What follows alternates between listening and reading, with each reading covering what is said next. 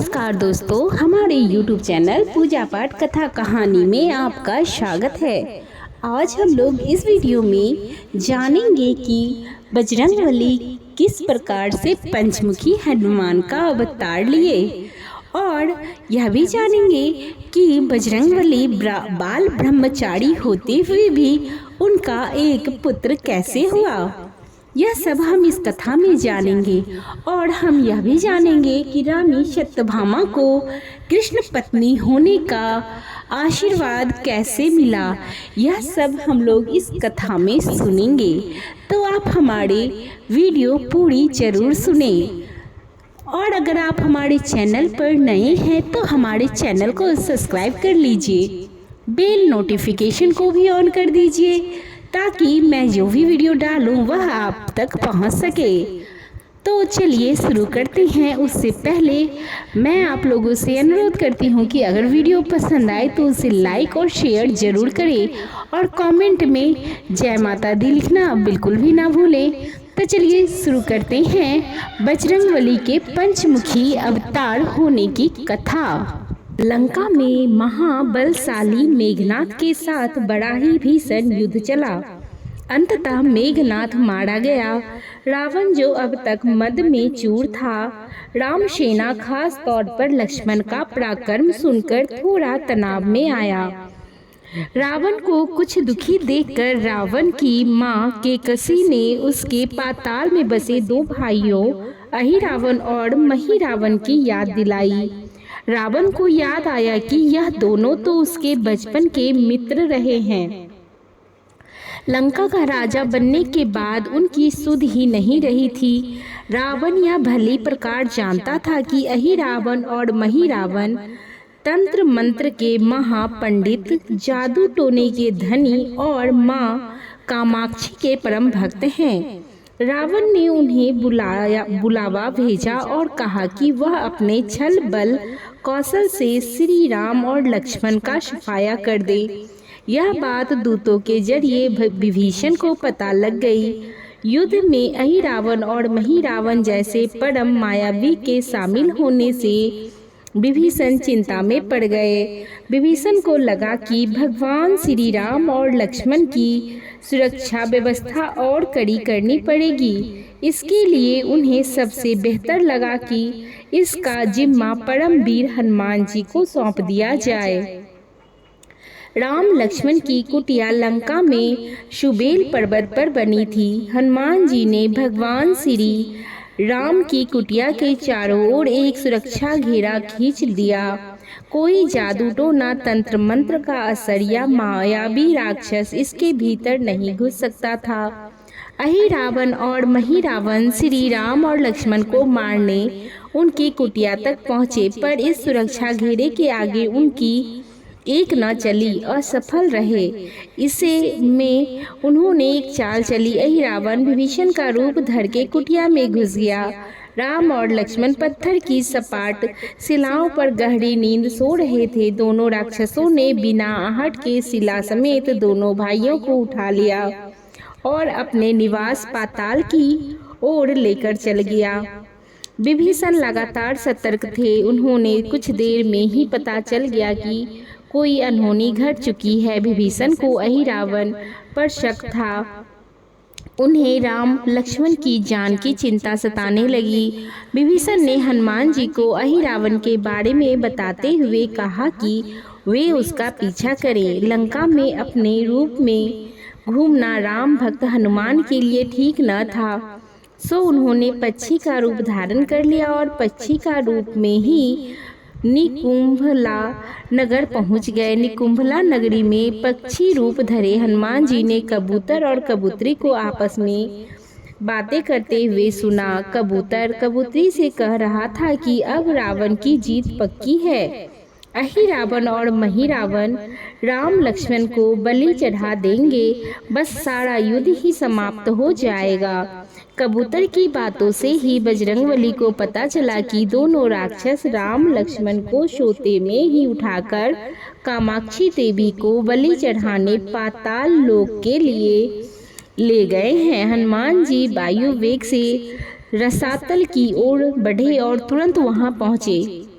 हनुमान जी की रसातल के प्रवेश द्वार पर एक अद्भुत पहरेदार मिला। इसका आधा शरीर बानर का और आधा शरीर मछली का था। उसने हनुमान जी को पाताल में प्रवेश से रोक दिया। द्वारपाल हनुमान जी से बोला कि मुझको परास्त किए बिना तुम्हारा भीतर जाना असंभव है।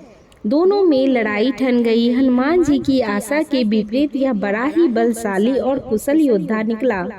दोनों ही बड़े बलशाली थे। दोनों में बहुत भयंकर युद्ध हुआ, परंतु वह बजरंगबली के आगे टिक न सका। आखिरकार हनुमान जी ने उसे हरा तो दिया, पर उस द्वारपाल की प्रशंसा करने से नहीं रह सके।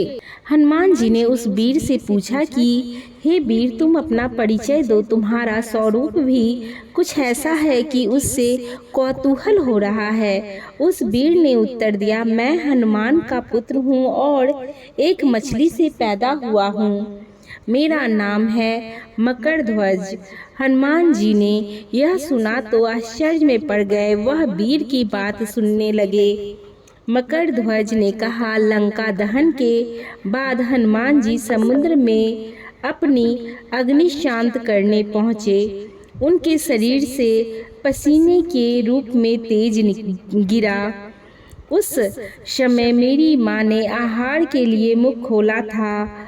वह तेज मेरी माता ने अपने मुख में ले लिया और गर्भवती हो गई। उसी से मेरा जन्म हुआ है।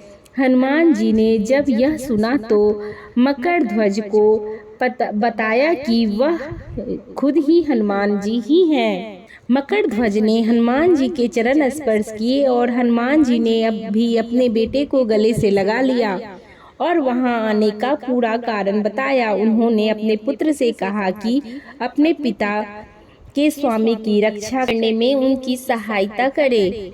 मकरध्वज ने हनुमान जी को बताया कि कुछ ही देर में राक्षस बलि के लिए आने वाले हैं। बेहतर होगा कि आप रूप बदल कर कामाक्षी के मंदिर में जाकर बैठ जाएं। उनको सारी पूजा झरोखे से करने को कहें। हनुमान जी ने पहले तो मधुमक्खी का वेश धारण किया, माँ कामाक्षी के मंदिर में घुस गए। हनुमान जी ने माँ कामाक्षी को नमस्कार कर सफलता का कामना की और फिर पूछा, हे माँ, क्या आप वास्तव में श्री राम जी और लक्ष्मण जी की बलि चाहती हैं? हनुमान जी के इस प्रश्न पर माँ कामाक्षी ने उत्तर दिया कि नहीं, मैं तो दुष्ट अहिरावण और महिरावण की बलि चाहती हूँ। यह दोनों मेरे भक्त तो हैं, पर अधर्मी और अत्याचारी भी हैं। आप अपने प्रयत्न करो और सफल रहो। मंदिर में 5 दीप जल रहे हैं, अलग अलग दिशाओं और स्थान पर। माँ ने कहा, यह दीप अहिरावण ने मेरी प्रसन्नता के लिए जलाए हैं। जिस दिन यह एक साथ बुझा दिए जाएंगे, उसका अंत सुनिश्चित हो सकेगा। इस बीच गाजे वाजे का शोर सुनाई पड़ने लगा। अहिरावण और महिरावण बलि चढ़ाने के लिए आ रहे थे। हनुमान जी ने अब माँ कामाक्षी का रूप धारण कर जब अहिरावण और महिरावण मंदिर में प्रवेश करने ही वाले थे कि हनुमान जी का महिला स्वर गूंजा। हनुमान जी ने बोले, मैं कामाक्षी देवी हूँ और आज मेरी पूजा झरोखे से करो। झरोखे से पूजा आरंभ हुई। ढेर सारा चढ़ावा माँ कामाक्षी को झरोखे से चढ़ाया जाने लगा। अंत में बंधक बलि के रूप में राम लक्ष्मण को भी उसी से डाला गया। दोनों बंधक में बेहोश थे। हनुमान जी ने तुरंत उन्हें बंधन मुक्त किया। अब पाताल लोक से निकलने की बारी थी, पर उससे पहले माँ कामाक्षी के सामने अहिरावण और महिरावण की बलि देकर उनकी इच्छा पूरी करना और दोनों राक्षसों को उनके किए की सजा देना शेष था। अब हनुमान जी ने मकरध्वज को कहा कि वह अचेत अवस्था में लेटे हुए भगवान राम और लक्ष्मण का खास ध्यान रखे और उसके साथ मिलकर दोनों राक्षसों के खिलाफ युद्ध छेड़ दिया। पर यह युद्ध आसान न था। अहिरावण और महिरावण बड़ी मुश्किल से मरते तो फिर 5-5 के रूप में जिंदा हो जाते। इस विकट स्थिति में मकरध्वज ने बताया कि अहिरावण की एक पत्नी नागकन्या है। अहिरावण उसे बतालहड़ लाया था। वह उसे पसंद नहीं करती, पर मन मार के उनके साथ रहती है। वह अहिरावण के राज जानती होगी। उससे उसकी मौत का उपाय पूछा जाए। आप उसके पास जाएं और सहायता मांगे। मकरध्वज ने राक्षसों को युद्ध में उलझाए रखा और उधर हनुमान जी अहिरावण की पत्नी के पास पहुंचे।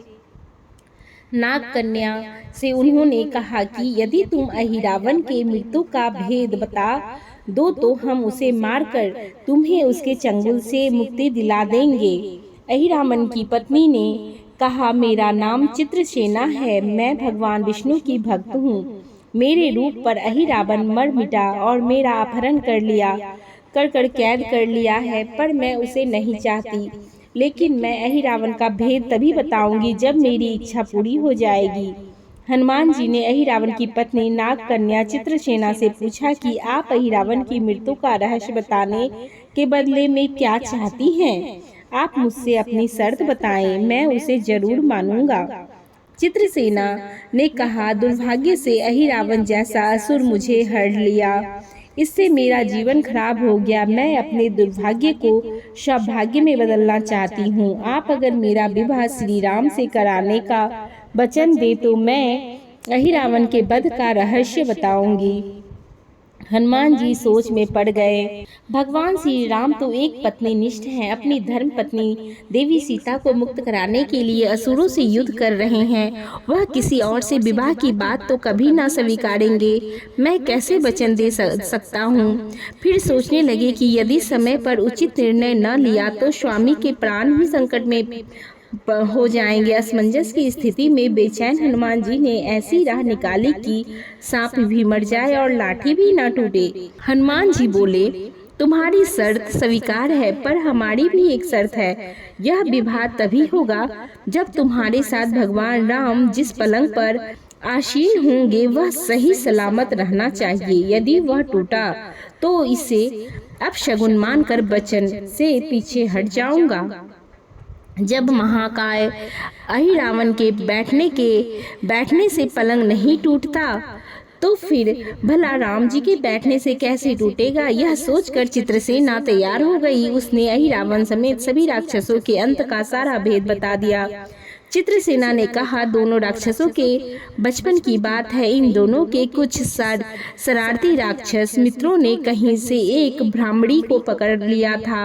मनोरंजन के लिए उसे भामड़ी को बार बार काटने से छेड़ रहे थे। भामड़ी साधारण भामड़ी न थी, वह भी बहुत मायावी थी, किंतु किसी कारणवश वह पकड़ में आ गई थी।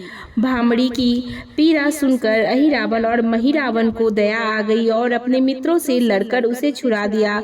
मायावी भामड़ी का पति भी अपनी पत्नी की पीड़ा सुनकर आया था। अपनी पत्नी की मुक्ति से प्रसन्न होकर उस भौरे ने वचन दिया कि तुम्हारे उपकार का बदला हम सभी भ्रमर जाति मिलकर चुकाएंगे। ये भौरे अधिकतर उसके शयन कक्ष के पास रहते हैं। ये सब बड़ी भारी संख्या में है। दोनों राक्षसों को जब भी मारने का प्रयास हुआ है और ये मरने को हो जाते हैं, तब भ्रमर उनके मुख में एक बूंद अमृत डाल देता है। उस अमृत के कारण ये दोनों राक्षस मरकर भी जिंदा हो जाते हैं। उनके कई रूप भी उसी अमृत के कारण हैं। इन्हें जितनी बार भी ये जीवन मिला है उतने ही नए रूप बन जाते हैं। इसीलिए आपको पहले इन भ्रमरों को मारना पड़ेगा।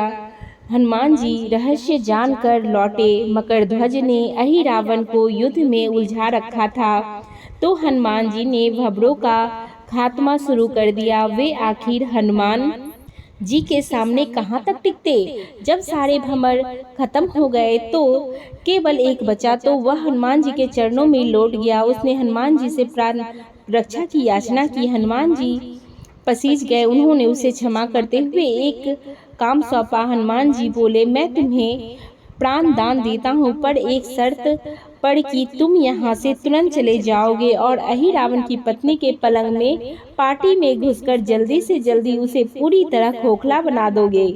भंवरा तत्काल ही चित्रसेना के पलंग की पार्टी में घुसने के लिए प्रस्थान कर गया। इधर अहिरावण और महिरावण को अपने चमत्कार से लुप्त होने से बहुत अचरज हुआ, पर उन्होंने मायावी युद्ध जारी रखा। भंवरों को हनुमान जी ने समाप्त कर दिया था। फिर भी हनुमान जी मकर ध्वज के हाथों अहिरावण और महिरावण का अंत नहीं हो पा रहा था। यह देखकर हनुमान जी कुछ चिंतित हुए।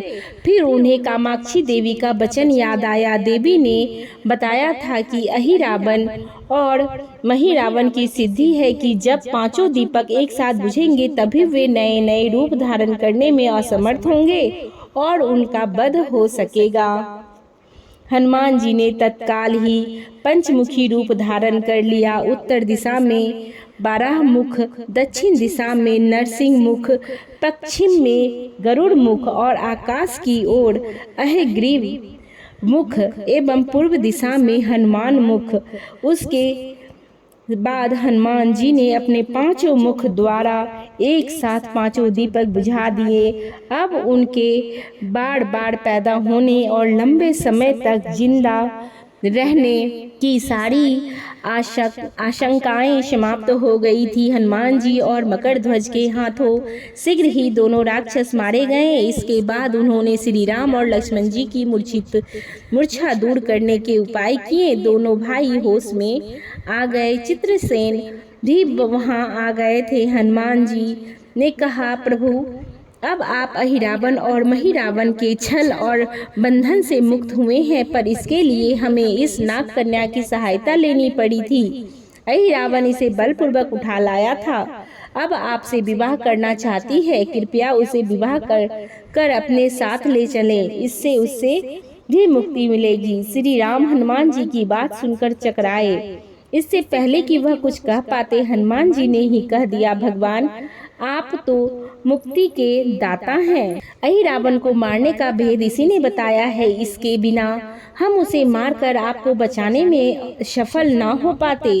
कृपा निधान इसे भी मुक्ति मिलनी चाहिए, परंतु आप चिंता न करें। हम सबका जीवन बचाने वाले के प्रति बस इतना कीजिए कि आप बस इस पलंग पर बैठिए, बाकी का काम मैं संपन्न करवाता हूँ। हनुमान जी इतनी तेजी से सारे कार्य करते जा रहे थे कि इससे श्री राम जी और लक्ष्मण जी दोनों चिंता में पड़ गए। वह कोई कदम उठाते कि तब तक हनुमान जी ने भगवान राम की बाह पकड़ ली। हनुमान जी ने भावावेश में प्रभु श्री राम की बाह पकड़कर चित्रसेन की सेना के उस सजे धजे विशाल पलंग पर बिठा दिया। श्री राम को समझ पाते कि तभी पलंग की खोखली पाटी चरमरा कर टूट गई। पलंग धराशाही हो गया। चित्रसेना भी जमीन पर आ गिरी। हनुमान जी हंस पड़े और फिर चित्रसेना से बोले, अब तुम्हारी शर्त तो पूरी हुई नहीं, इसीलिए यह विवाह नहीं हो सकता। तुम मुक्त हो और हम तुम्हें तुम्हारे लोक भेजने का प्रबंध करते हैं। चित्रसेना समझ गई कि उसके साथ छल हुआ है। उसने कहा कि उसके साथ छल हुआ है। मर्यादा पुरुषोत्तम के सेवक उनके सामने किसी के साथ छल करें, यह तो बहुत अनुचित है। मैं हनुमान को श्राप दूंगी। चित्रसेना हनुमान जी को श्राप देने ही जा रही थी कि श्री राम का सम्मोहन भंग हुआ। वह इस पूरे नाटक को समझ गए। उन्होंने चित्रसेना को समझाया, मैंने एक पत्नी धर्म से बंधे होने का संकल्प लिया है, इसीलिए मैं दूसरा विवाह नहीं कर सकता। हनुमान जी को यह करना पड़ा। उन्हें क्षमा कर दो।